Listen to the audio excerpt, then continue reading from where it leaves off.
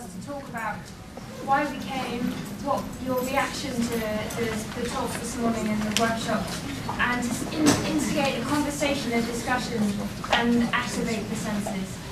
Whatever comes to mind. The round table is our space for you. Central tradition. Perhaps Anna, you wanted to talk about your background as a designer rather than necessarily an artist or a theorist. It was interesting to me, my mother is a painter, my father is an architect. My mother's a working oil painter, my father was in building. So I've had in my household both of these dynamics. But when I came here, everything was about painting and the theory and the principles of painting and what makes a painter and what makes form and what, we have to go into the classical understanding how to paint the human body and the human form in order to become an artist. And I don't like any of these boundaries. I find that they're really stifling and limiting. For instance, I went to art school as a photographer, but I learned how to be an artist from sitting next to my mother and making abstract art. I can't draw to save my life, but I can create in my mind images of jewelry. I'm a jewelry designer, and as I drive on the windshield, I have pieces of jewelry flipping three-dimensionally, which is probably really dangerous while driving, but it's flipping and I'm shortening it and I'm lengthening it, and then I'm thinking about how it fits on the body. Is it ergonomic? Is it comfortable? Are the lines sensual? Is it going to hurt? It's engineering and art and beauty, and I'm working with color and form and negative space and positive spaces, and then I do mostly custom work. As I interview the woman I'm making the piece for, I actually reach into her soul and I find the peace within her through her conversation, and I'm using that intuitive process. So when I'm drawing, if it can't feel right to me, it has to feel right to the energy of the human being who's going to wear it. So your medium is jewelry. Yes. Are you able to find a similar process when people are discussing painting? I don't know, I was listening and I could feel certain, processes that were similar. But as you're speaking, I find a complete parallel. I practice painting, but I also practice psychotherapy and other forms of expression, and I often find that the creative process is very similar. It is. I think when you have an open mind, because I'm a Reiki master and I study shamanic healing, so I use a lot of that energy in my work and how I go into the processes. I think I felt one of the speakers was so aggressive to what I understood was the natural flow of creativity, that it boxed out so many people who were doing such amazing work as filmmakers or graphic designers or even graffiti artists who are creating their concepts on buildings. Who is to say that their path to how they got to that building, to that beautiful piece of art on the building, it needed to go through a classical art study? And who is to define that that is any less art? If it reacts, if it creates an emotional response to it, is that not? I actually, Sorry. I heard this too, and I felt like a lot of people kind of reacted negatively to that idea. But I feel like artists, when they're working alone without going to courses, often study the human body and do work on hands and things like this, where they actually, they're studying what they see, and whatever comes out on whatever they, if it's a side of a building, that's, ultimately what we see. But they still have a really basic technical process that maybe they haven't been trained officially. But I think that it's still really important to have a basic sense of how, to capture what you're trying to get out of your head onto the page. And I think it doesn't seem as restrictive to me unless you're insisting that someone be in a classroom? I think you can address this question au contraire. You know, I would not consider myself an artist in a traditional sense. I'm a curator and a scholar, but I was classically trained. You know, similar to you, I had a mother who was an artist, but I also went through classical training from the time I was, you know, a child, really an infant, until after I left high school, had, you know, proper art school classes, and literally, you know, when I was young, was required to do 2 hours of figure drawing a day.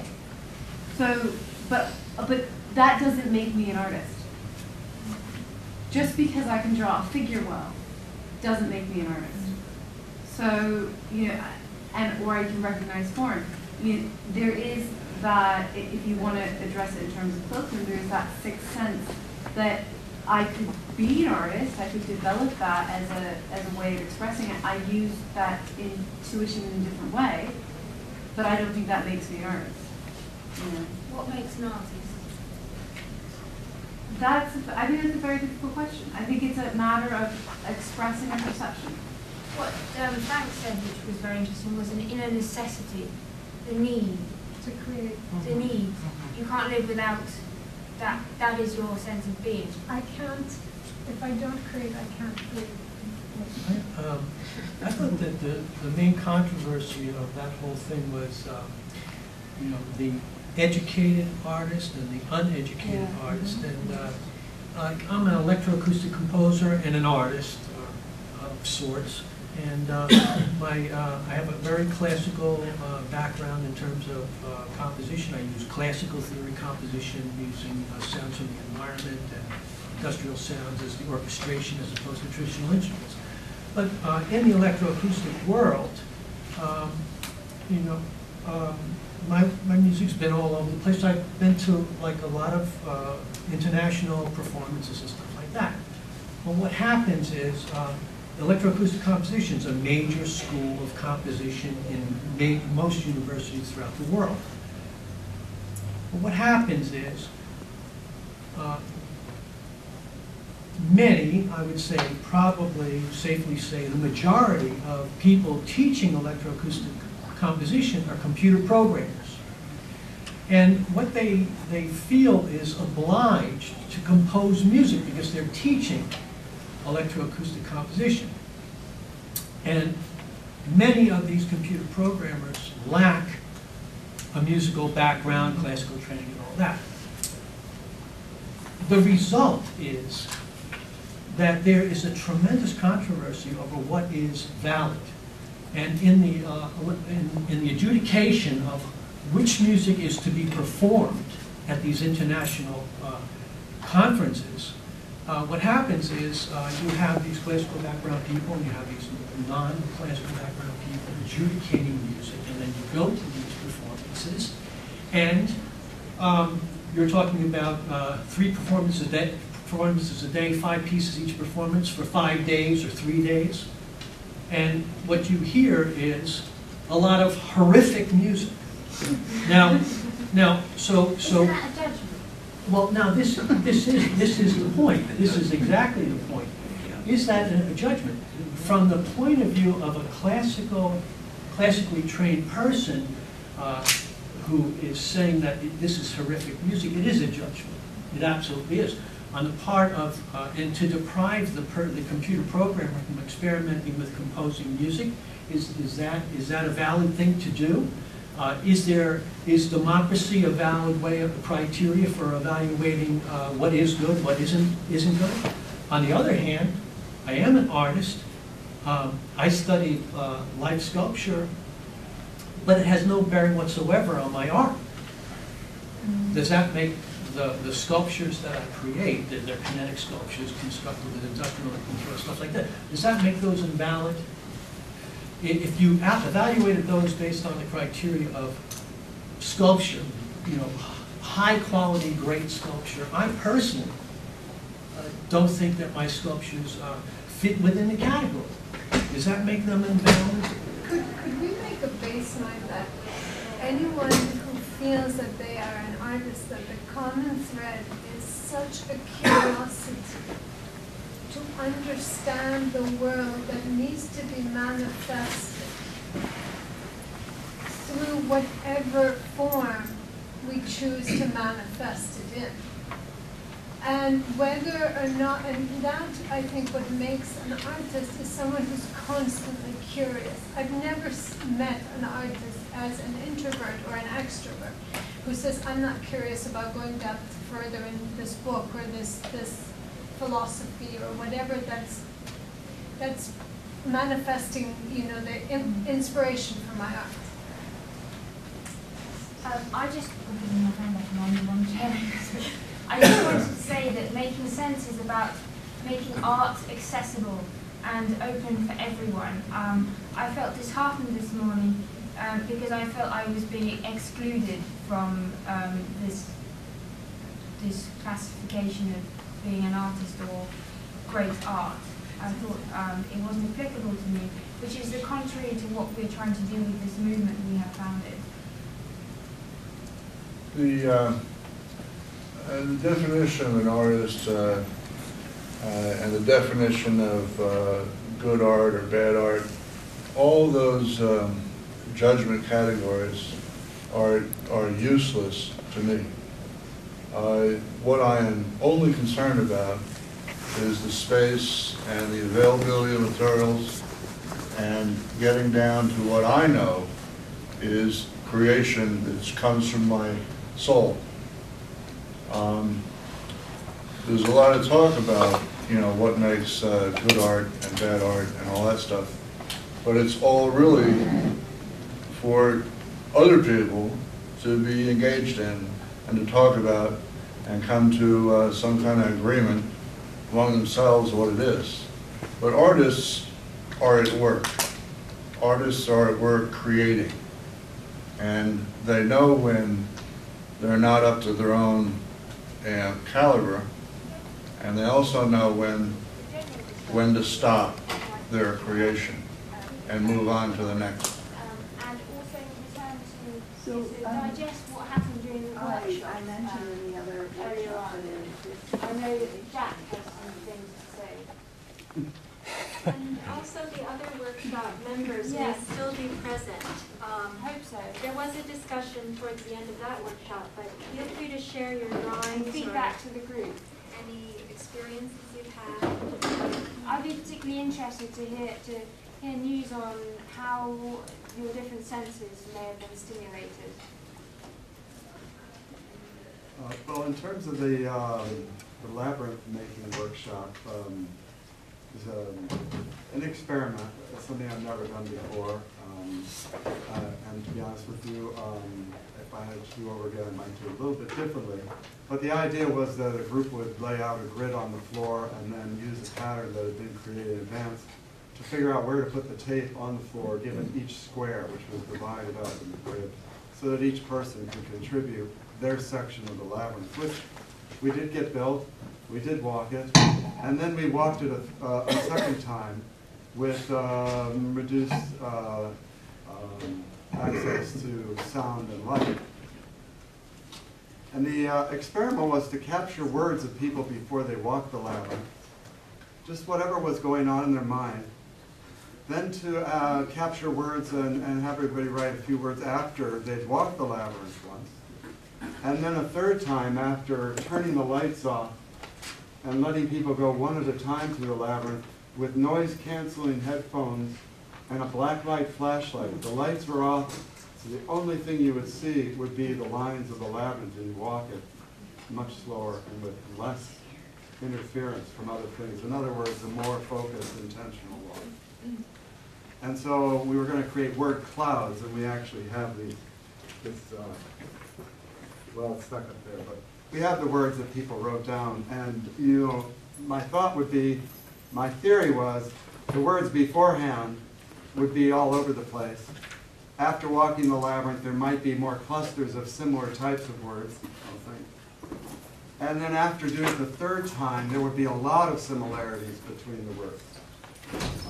In fact, you know, because we grouped 3 words on each, it's a little harder to do it with this experiment. But I'm interested in hearing what people who went through all 3 steps felt about it. You know, I don't feel like I can be objective, so I'm really looking to those folks who went through that and what the trajectory was from the beginning to when you came out of the room after walking in the dark with the headphones. Could you perhaps comment on the significance of the labyrinth, both in ancient mythology and in terms of Yes, sure. mysticism?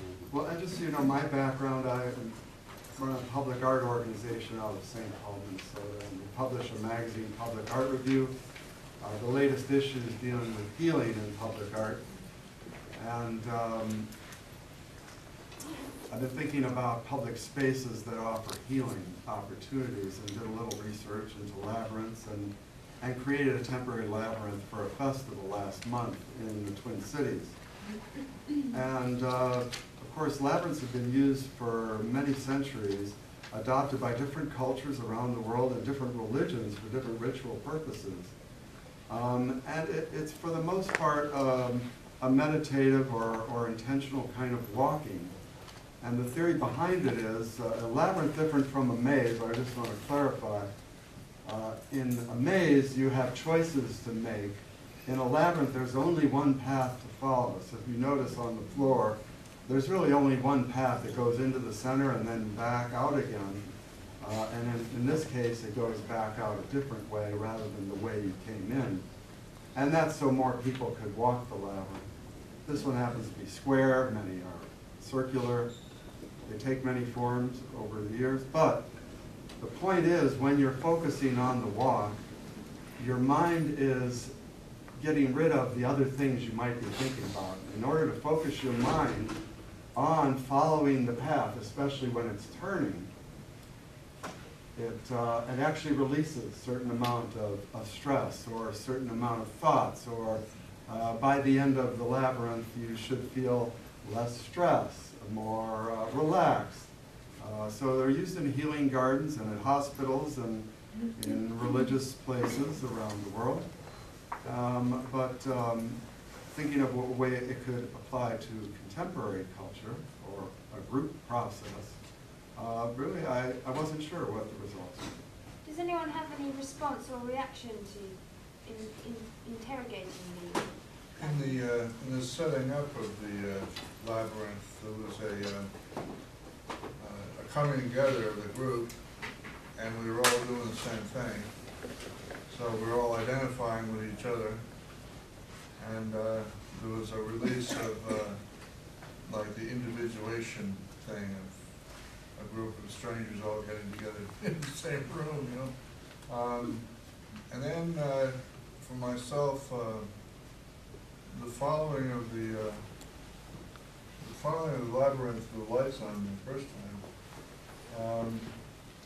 I found myself making an assumption about where this next turn was going, because I wasn't really watching the whole layout and walking through it.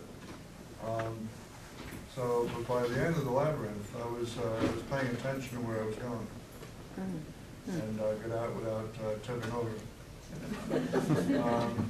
And in the final one, and I must say that the words that I wrote down the first time, I don't remember what they were, but I do know when I wrote down the words, 3 words following, there was something about the first 3 that the second 3 were relying on. In the third trip through the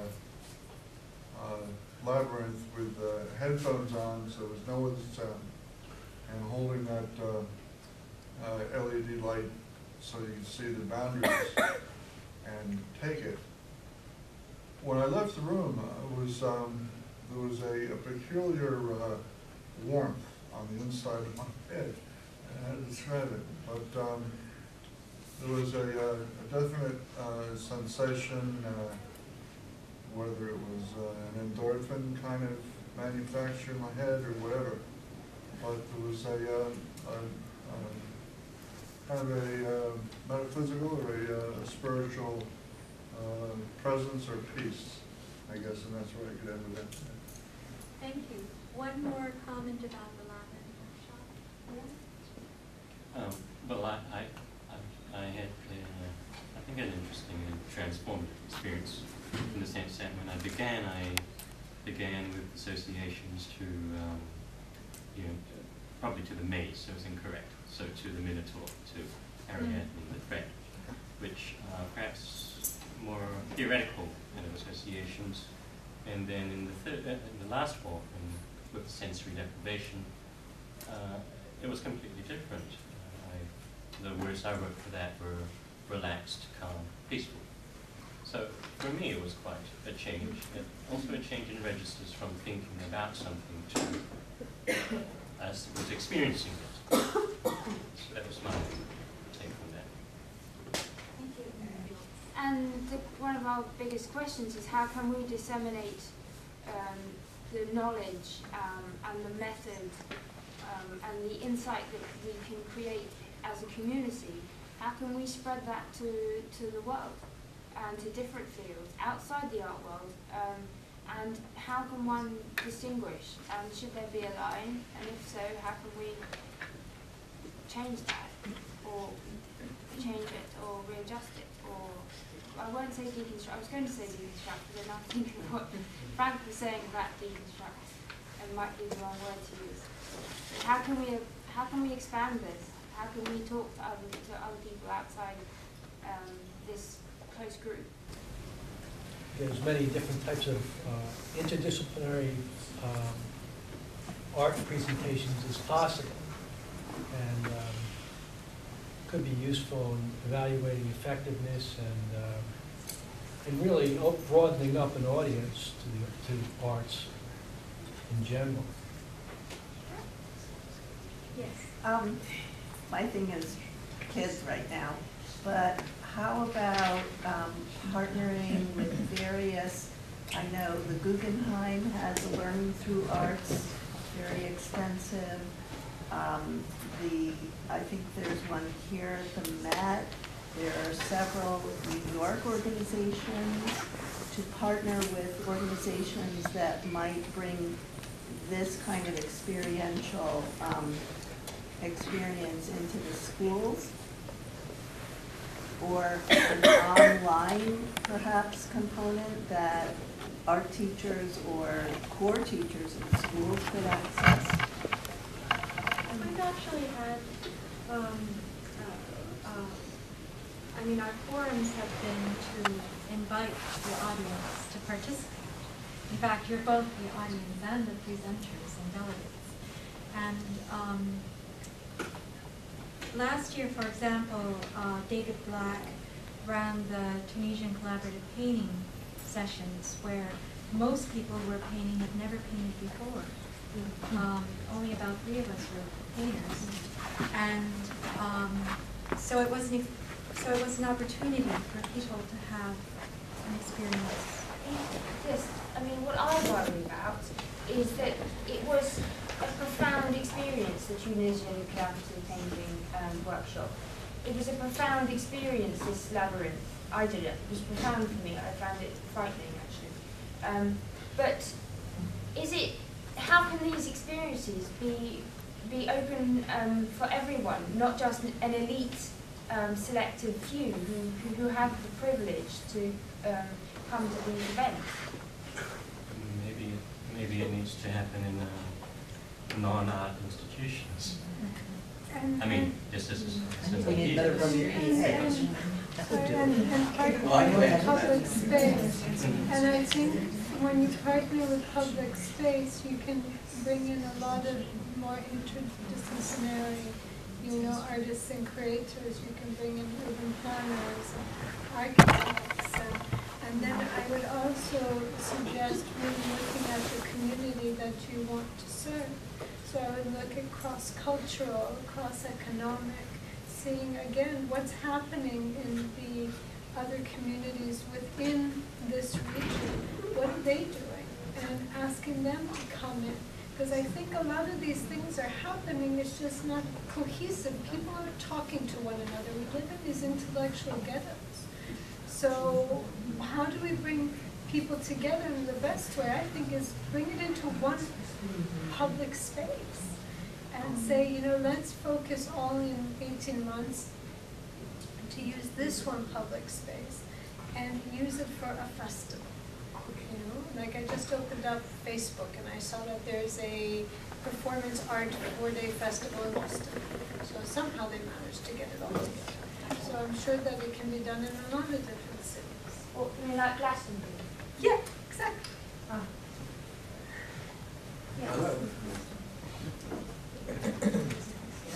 David? Yes, well, I'm David Black, and I can tell you